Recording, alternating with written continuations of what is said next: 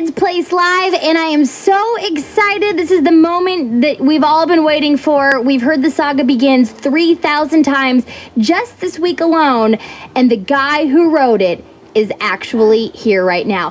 Please welcome to the Absolutely Mindy Show, the one, the only, Al Yankovic. Yeah. Al Yankovic?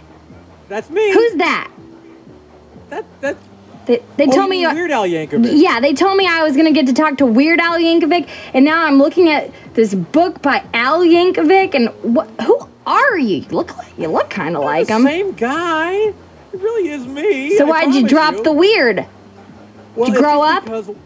No, never. No, whenever I'm writing, my writer's credit is always just Al Yankovic. It's only when I'm in front of a microphone or a camera that it's Weird Al. So See how that works? That's how it works. All right. So I got to ask you, I guess the first question that we need to ask you, Weird Al Yankovic, can we just call you Weird Al? Oh, okay, Calling fine, you Al Mindy. just feels so... Where did you get the weird from in the first place? When did you start calling yourself that? You know, when I was in college, I got a shift on the college campus radio station, and I played sort of weird music, so I thought, hey, well, Weird Al, that sounds all right, and it just kind of stuck. It just stuck. And were your parents really proud of you to have a name like that? They named you Al, son, Albert. Weird Al. And that's Alfred, thank you very much. So we all know you from, you wrote the song Yoda and the saga begins. We play all the time here. And I love Rocky Road. But now you wrote your first book for kids. I did. And it's called How'd that come? When I Grow Up. Yeah. So tell us about it, Weird Al. Well, When I Grow Up is the story, yes, Mindy. It's the story of an 8-year-old boy named Billy who decides in his show and tell one day in class that he's going to tell all his classmates about all the wildly imaginative, crazy, bizarre things he wants to do when he grows up.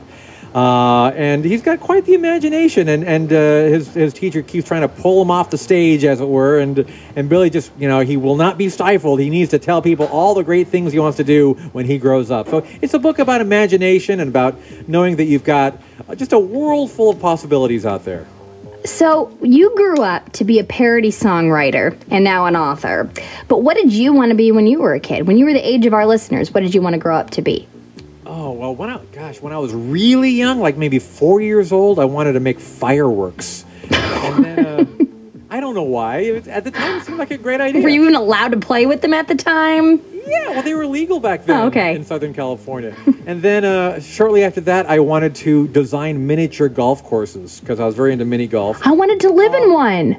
Did you? Yeah. You know, the anthill or the windmill? The windmill. That would be a good one. I wanted to live in it. Yeah. You could have a little mini fridge in there. You could, that would had the whole thing. Cool. Come on to my place. I live at the miniature golf course and the windmill. That'd be great. So you wanted to design those or make fireworks? That was when I was really young. When I was 12, I was slightly older than Billy, but that was when I thought that for sure I wanted to write for Mad Magazine, which I just loved, and I think that's probably the closest I came to guessing what I was going to really do later on in life. But I had a guidance counselor at my school kind of talk me out of that. He said, well, I don't know if you want to do that. I don't know if you'll be able to make a living doing that. Why don't you do something more practical? Why don't you be an architect? And I thought, okay, that sounds reasonable. And went to college and got my degree and then thought, really? I don't think I really want to do this.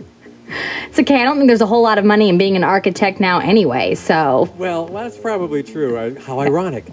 But, the book is sort of maybe loosely based on that because after I graduated from college, I definitely was thinking, what do I want to be when I grow up? I really didn't know because I think letting people know that it's great to think about what you want to be, but you never have to lock yourself in. I mean, it's never too late to change your mind. You can be more than one thing. You can be 5 things. I mean, it really is a lot of options out there, and just enjoy the fact that you can do pretty much anything that you set your mind to doing. Yeah, sometimes you kind of carve little niches out for yourself, kind of like you did. You didn't know that the job you have now existed even. I didn't know there was an opening in the Weird Al field. I just made my own. Yeah, and you're the CEO of your own name. That's right. So when it comes to writing parody songs, were you doing that when you were a kid too? I started doing that, gosh, when I was really young. I would hear songs on the radio and just change the words around to amuse my friends. And it was just one of those kind of things I never grew out of. I still do that to this day. I know, you do that. And so, I just said doo-doo. Dude, oh, can you say that on the radio? I just did. I don't know. I'm probably not supposed to, but I just did. We can bleep that out later. So how do you choose the songs that you write parodies about? Is it a song that you hear on the radio and then you decide to just... you're singing along, you're making up words in your head along with it? Or do people bring their songs to you? Do people get offended when you parody their songs? No, because I get permission whenever I do the parody, so it's not like it's a surprise when they hear it on the radio. Like, I can't believe Al did that to my song. Like, Weird Al, just stop calling yourself Al. Sorry. Stop it. Sorry. But no, so it's all okayed and agreed to, and nobody's feelings get hurt.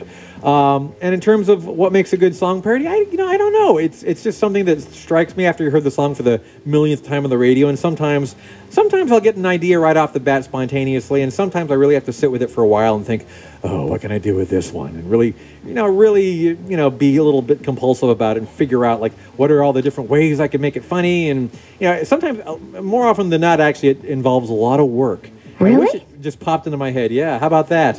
Crazy, huh?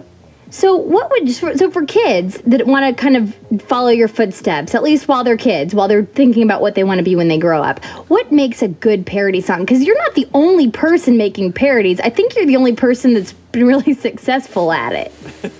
Yeah, there's about what makes a good parody? 5 million people on YouTube.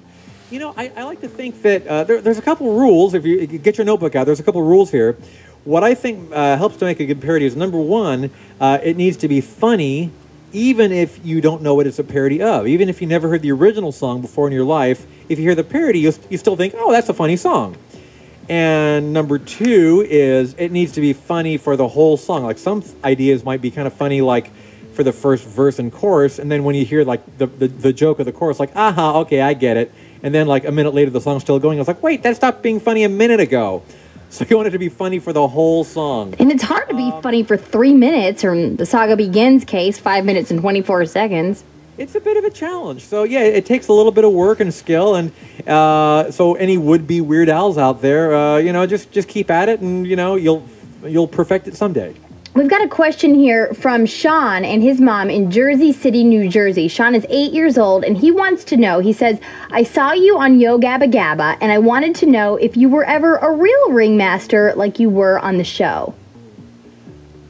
I can't say that I ever actually was a real ringmaster, but I mean, I had such a good time being the ringmaster on Yo Gabba Gabba that maybe I will be a ringmaster someday. See, I can change my mind now, too. I can say, hey, maybe I want to be a ringmaster now. There I go. How long have you been doing this for? Not the ringmaster. 10 minutes. No. How long have you been writing? Because what I think is kind of neat about your music is that it was music that was enjoyed by what are now grown-ups back when they were kids, and now it's something that they can share with their kids. How have you seen your audience change, or has it changed? Well, it's always been a pretty diverse group of people out in the audience, but I think as I've been playing for longer and longer, I definitely noticed that the people that were into my music back in the 80s are still coming to the shows, and now they're bringing their kids, and it really is everybody from toddlers to great grandparents out in the audience, which is great because in a way I feel like I'm kind of bringing families together. You're bringing families together. You're a connector. Your music for the whole family. We can all agree on you, Weird Al. Yeah. So do you ever get we have a lot of people, like I said, we play The Saga Begins. I don't know what it is about that song that really sticks out to people, but we play it like 42 times a day. I'm not even joking. And this is not scheduled. This is just people asking for it. I really like you, Weird Al, but I'm kind of sick of you a little bit in that respect. But do you ever get people, we have grown-ups now saying they forgot the words to when they hear Miss American Pie, they forget that the actual words. They forget that was the original song, and when they hear it, they think, oh no, they got it all wrong when they hear the actual song.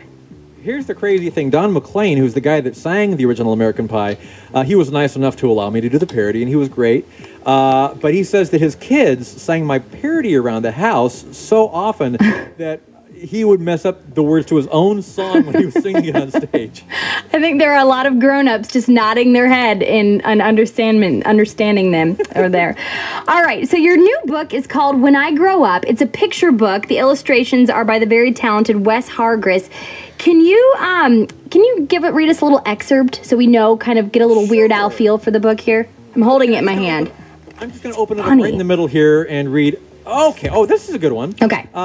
So, again, I kind of told you the basic story. It's an 8-year-old kid named Billy. He's in his show and tell class, and he's talking about all the crazy things he wants to grow up. So I'll read you the verse called Snail Trainer. See, maybe instead I could be a snail trainer. Man, that would be awesome. Why, that's a no-brainer. I'll teach all my snails to do really neat tricks. They'll play dead, roll over, and even fetch sticks. Of course, all the sticks will come back 2 years later, but working with snails, I mean, what could be greater? They'll do any stunt that I like. Holy moly! I'll train them to pedal a bike really slowly.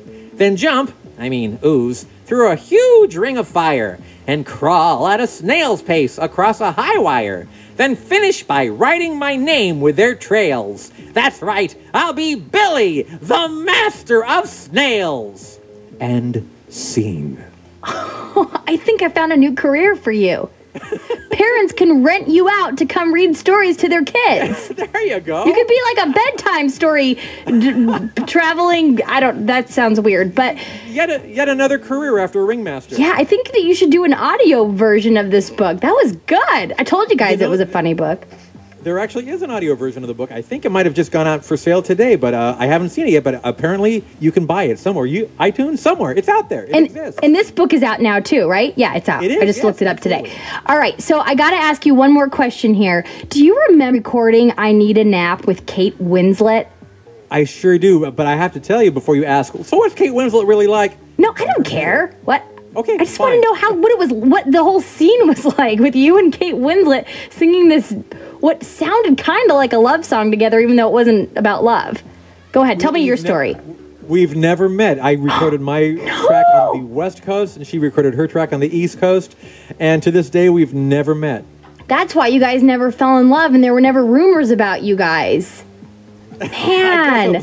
Besides the fact that we're both married to other people. I'm so bummed about that. I thought you guys were in the same room, and for years, I've just imagined what that was like, because it just seemed like such an unlikely pairing, you and Kate Winslet. I know, but we're in the same room in my head. Okay, that's all that matters. And one final question here. This comes from Davis. He's 11 years old, lives in North Carolina. He wants to know, when is Weasel Stomping Day? Oh, that's August 32nd, of course. Davis, I hope you're listening. Weird Al, thank you so much for stopping by. Thank you, Mindy. No, thank you. Your new book is called When I Grow Up, but you guys got to look for Al Yankovic. Don't be fooled by the... Don't be fooled. It's Al Yankovic. Yankovic. Confusing, I know. Same guy. He wants to, when he's an author, he has to go by his grown-up name. Yes, that's right. Weird Al, thanks for coming by, and we'll see you on bookshelves. Thank you, Mindy. And we'll hear you ringing in our ears. Bye, Weird Al. We'll be right back. It's the Absolutely Mindy Show on Kids Place Live with Weird Al Yankovic, an ode to a superhero.